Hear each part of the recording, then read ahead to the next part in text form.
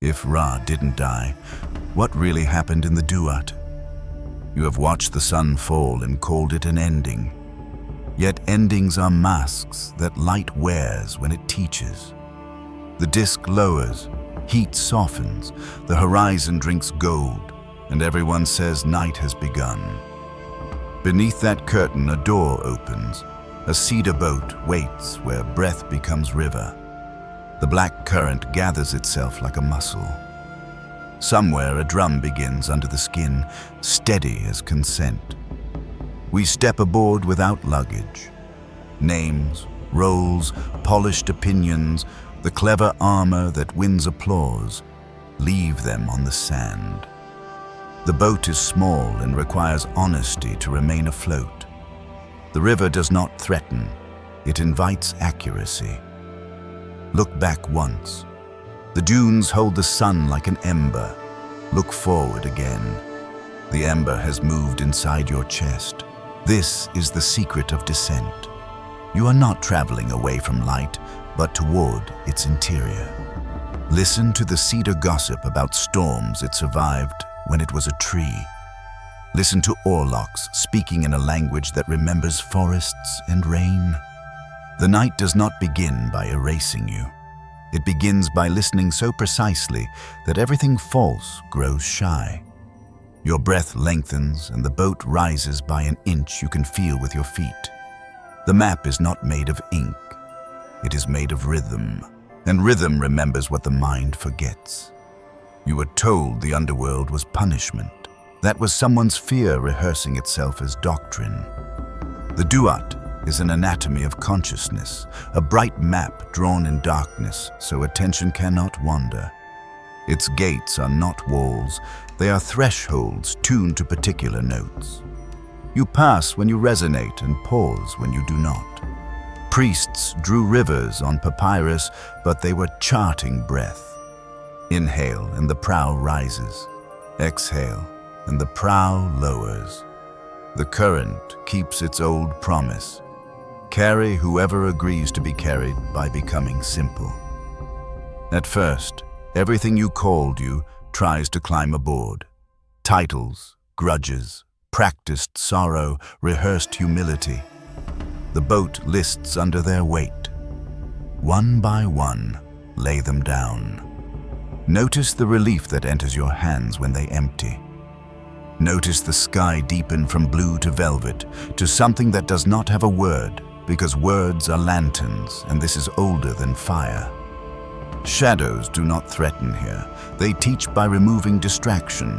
If you are quiet enough, you will hear the real name beneath your given name turning like a constellation inside the ribs. It does not demand. It simply shines and waits for you to notice. The first visitation is not a monster. It is a question. Who taught you to fear the part of you that sees in the dark? Who convinced you silence meant rejection? Who turned intuition into an apology you deliver before anyone asks? The answer does not arrive as a speech. It arrives as shoulders softening, jaw loosening, breath lengthening until the ribs act like bellows. The boat lightens. The stars lean closer, curious. Somewhere in your chest, a small lamp you never admitted owning leans toward the water. Night is not emptiness. Night is a field where attention grows wild again. The current asks for nothing but sincerity. Even your fear is welcome if it will sit without pretending to be prophecy. You do not banish it. You thank it for data and ask it to watch from the bow. The keel hums underfoot, pleased. Accuracy pleases rivers. The old stories warned of terrors, and terrors exist, but most terror is the noise we make when tenderness approaches and we mistake it for collapse. Let the noise drain into the wake. It looks good there and harms nothing. Light lives here, but it is shy. It does not perform, it converses.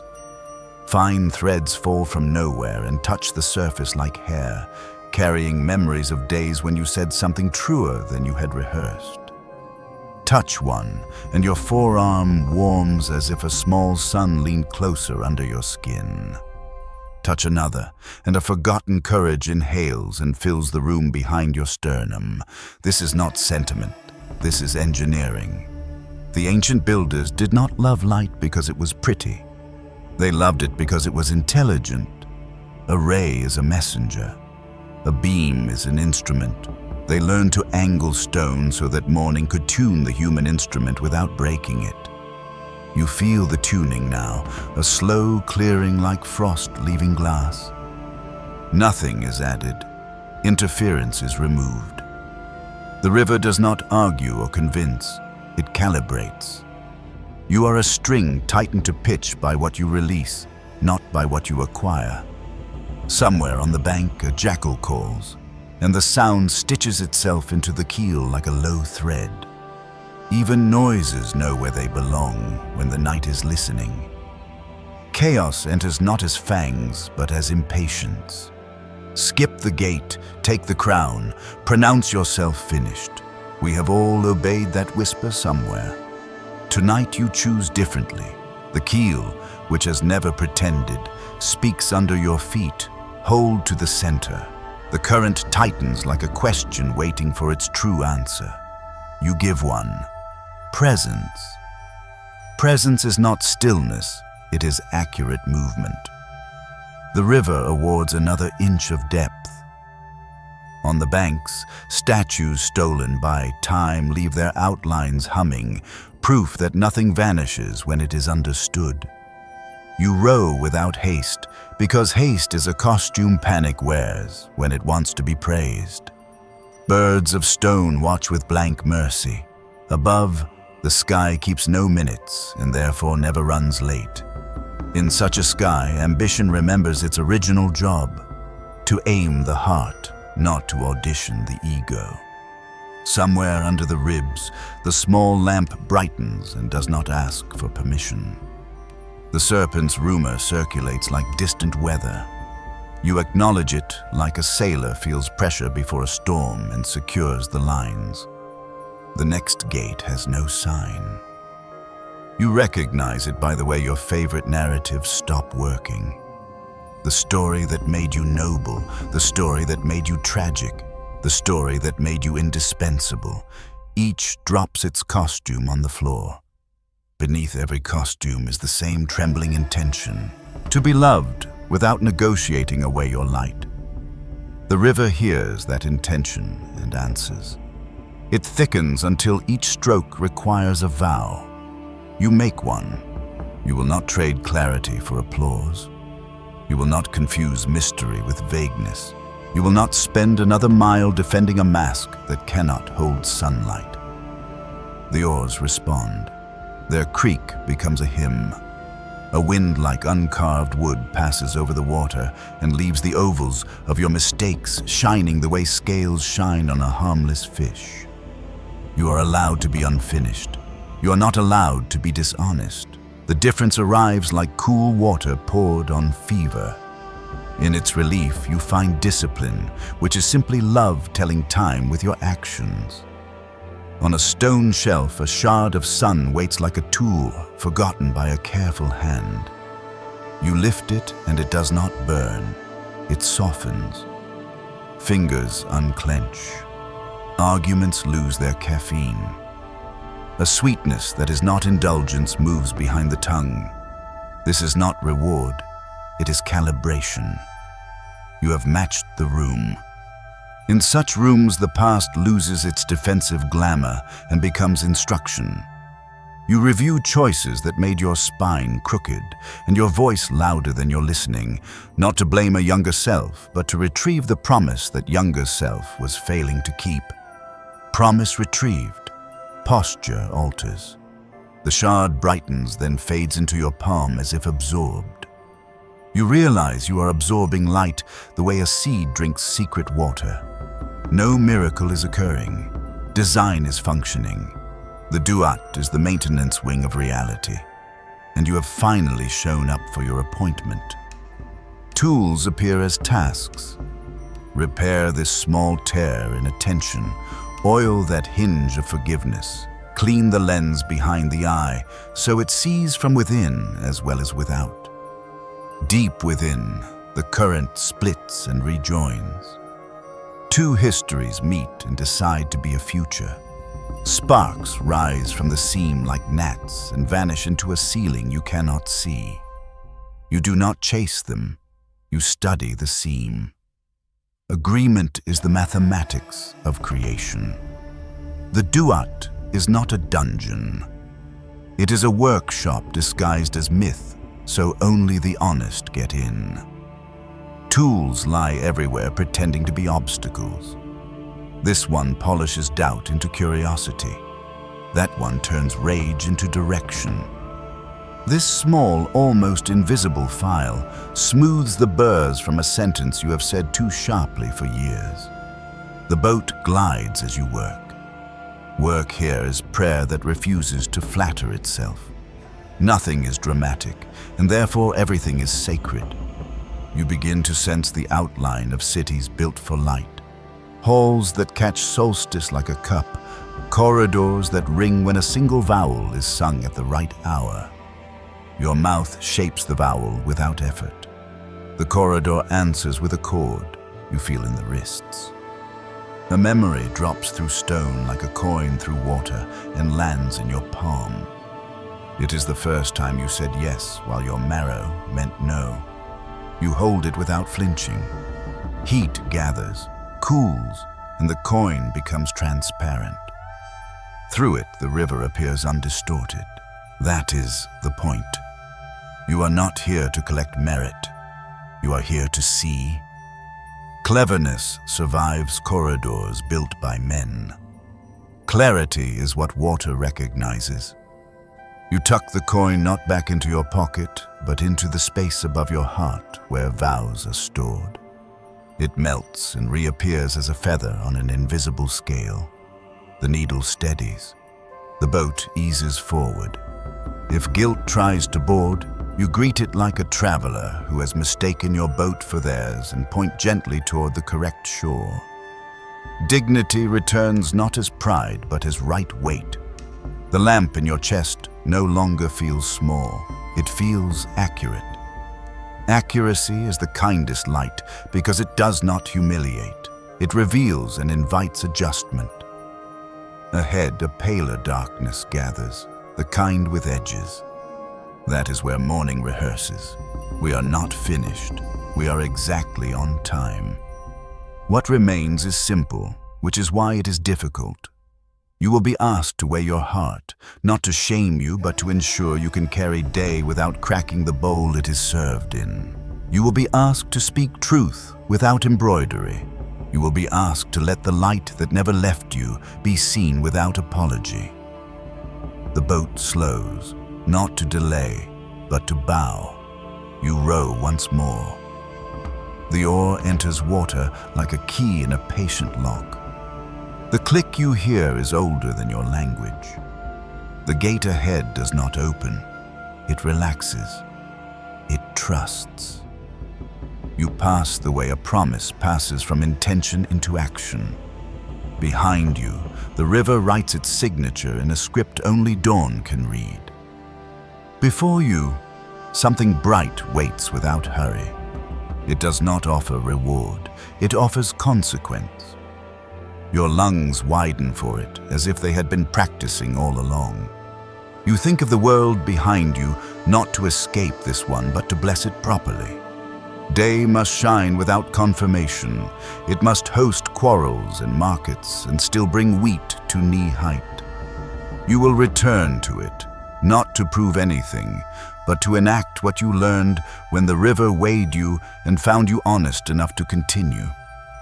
The lesson is not complicated. Every gate is a temperature. Every trial is a calibration. Every serpent is a tightening that teaches breath to move from the middle instead of the mouth. When breath moves from the middle, words stop being weapons and become bridges. When words become bridges, people remember how to meet without disguises. This is why the map matters. It is not an escape route. It is a return route that prevents forgetting. Far off, the rumor of the serpent thickens again, the way wind thickens before rain. You do not dramatize it. Drama is poor navigation. You check the lines, feel the keel, glance at the lampa. Everything holds. Even fear sits more comfortably now, like a wary dog that has decided the porch is safe. Stars wheel without haste, writing geometry across the roof of night. You realize the geometry is tenderness expressed as structure. You realize law is mercy when it serves the growth of light. You realize that what waits. Understood. Let's continue, Yora. Cinematic narration, part 2, 100 words, of the 12 Gates of Night, Ra's map. This part flows directly from where part 1 ended, carrying the same tone and rhythm, smooth, spoken, initiatory, cinematic. The serpent is closer now, not as an enemy, but as the pure equation of resistance. Order without challenge becomes decay, and chaos without witness becomes noise. They circle each other like breath and heartbeat. Apep rises, vast, coiling from horizon to horizon, his scales reflecting constellations that have never been charted. You do not flinch. You understand that light's first act was to give darkness a shape to dance with. The boat steadies. The cedar hums a low tone that threads through your spine. You lift the oar, not as weapon, but as tuning fork. The river listens. Every memory of conflict flickers behind your eyes. The voices that told you love was a competition, that wisdom demanded armor, that survival required forgetting. One by one they dissolve into the hiss of the serpent's breath. You do not strike, you harmonize. The hiss bends, wavers, and folds itself into music. This is how the sun survives the night, by converting terror into rhythm. The serpent trembles, unsure whether it is losing or transforming. In truth, it is doing both. The battle no longer looks like violence. It looks like comprehension. Every flash of fang becomes a revelation about energy that forgot its purpose. You realize that the same current that propels your boat also animates Apep. There has never been two forces, only one force performing polarity, so awareness can witness itself. The river thickens, glowing from within. The serpent's eyes soften, not defeated but translated. You bow slightly, and so does he, sinking back beneath the black mirror that birthed him. The silence that follows is not emptiness. It is completion. Light without shadow would have nothing to define it. Shadow without light would have nothing to remember it. You understand now why every myth ends with dawn. Not because night was evil, but because it was fruitful. The air above the river begins to shift. What had been ceilingless dark grows veined with faint gold, like breath spreading through lungs that are the size of worlds. You feel it enter your skin, slow and patient, the way forgiveness moves after years of stubborn grief. This is the 9th gate, though no one numbered them. Here awareness begins to reorganize itself. Shapes of memory turn inside out. The child you were waves from across the river, holding the question you once buried.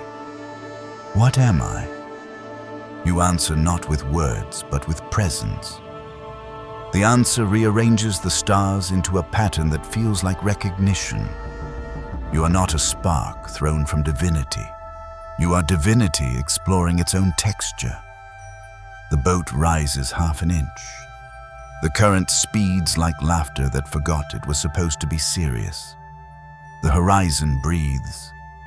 You can feel the heart of Ra awakening, though he has never been asleep.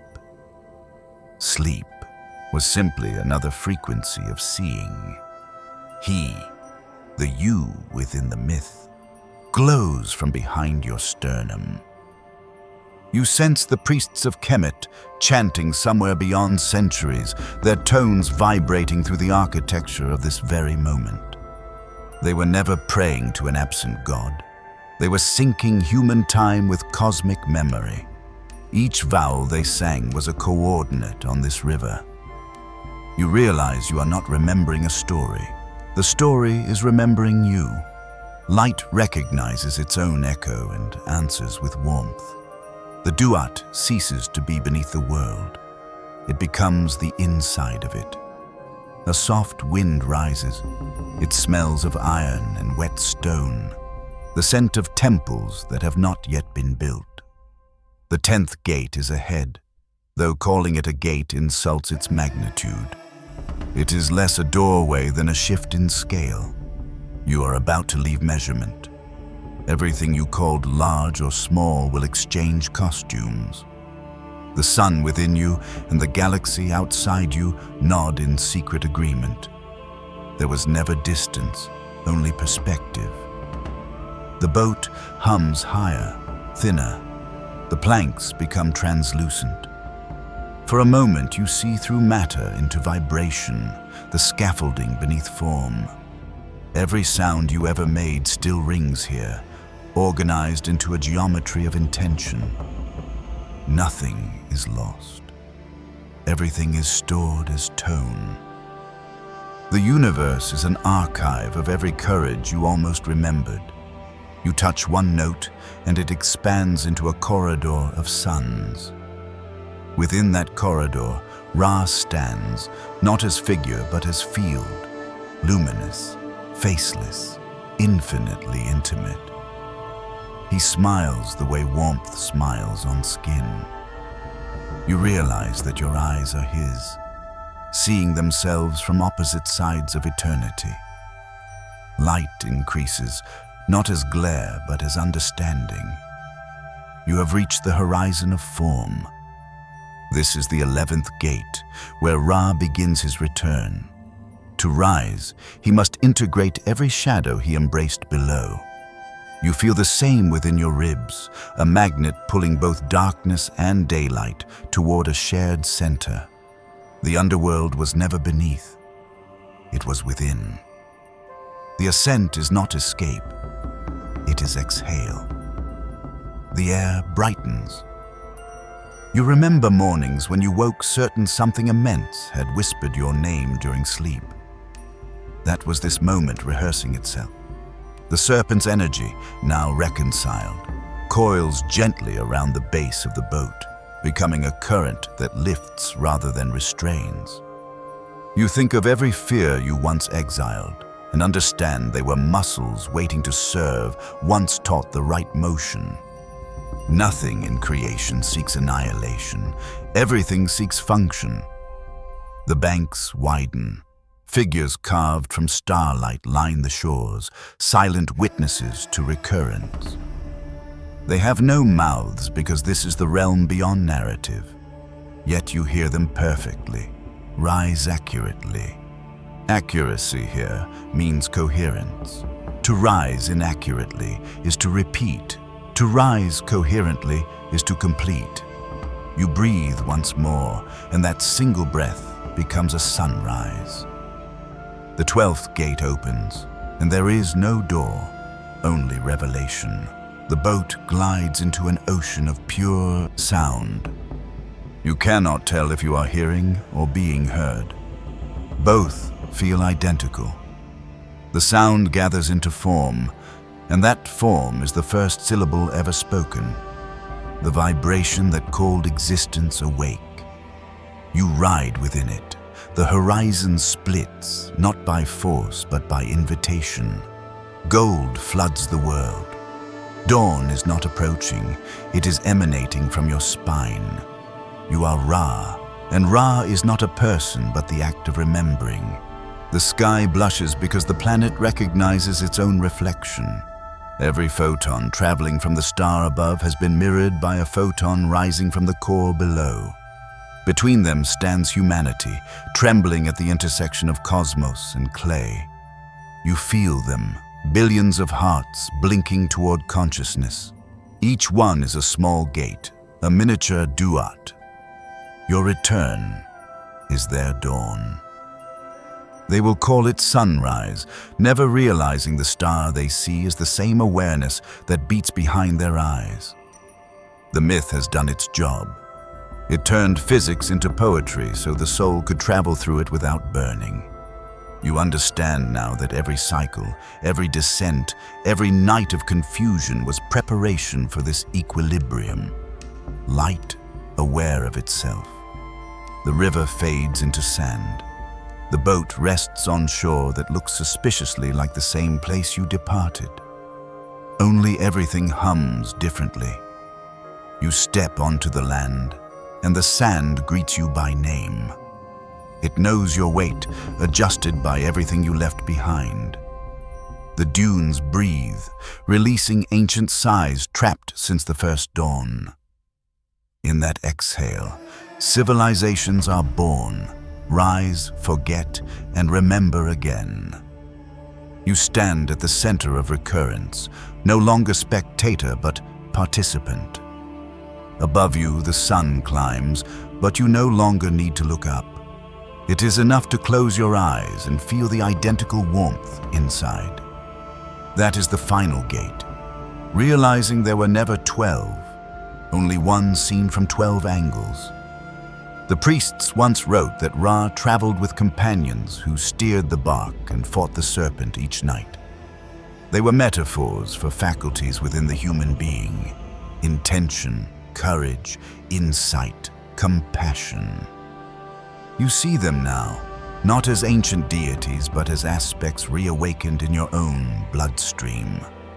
The intellect that deciphers, the heart that forgives, the will that endures, the imagination that translates infinity into gesture, all aboard the same vessel, all heading toward coherence.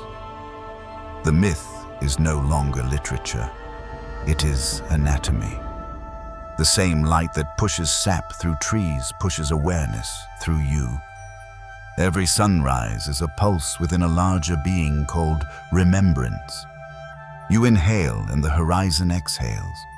You exhale and the horizon inhales. That is worship without superstition, science without pride, art without vanity.